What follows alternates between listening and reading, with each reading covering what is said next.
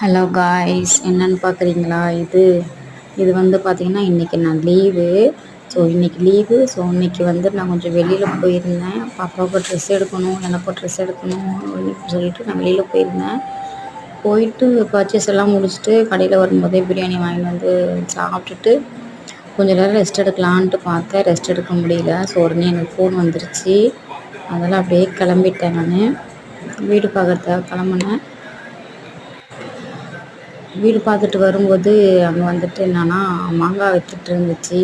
So kilo 40 ரூபான்னு சொல்லி விற்றுட்டு இருந்துச்சு. நான் என்ன பண்ணேன், கிலோ 30 ரூபான்னு சொல்லிவிட்டு ஒரு 10 கிலோ மாங்காய் வாங்கிட்டு வந்துட்டேன். இந்த 10 கிலோ மாங்காய் எதுக்குன்னு பார்க்குறீங்களா? இந்த 10 கிலோ மாங்காய் வந்து பார்த்திங்கன்னா ஊறுகாய் போடுறதுக்காக நான் வாங்கிட்டு வந்து எல்லாத்தையும் கட் பண்ணிவிட்டு டப்பாவில் மாங்காய் நல்லா க்ளீன் பண்ணிவிட்டு டப்பாக்குள்ளே போட்டு உப்பு இதெல்லாம் பதமாக போட்டு எடுத்து வச்சுருக்கேன். ஸோ 3 டேஸ் வந்து நல்லா மாங்காய் உப்பில் ஊறணும்.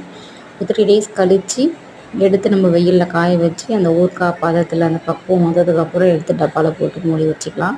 பிடிச்சிருந்தா லைக் பண்ணுங்கள், ஷேர் பண்ணுங்கள், கமெண்ட் பண்ணுங்கள். பாய்.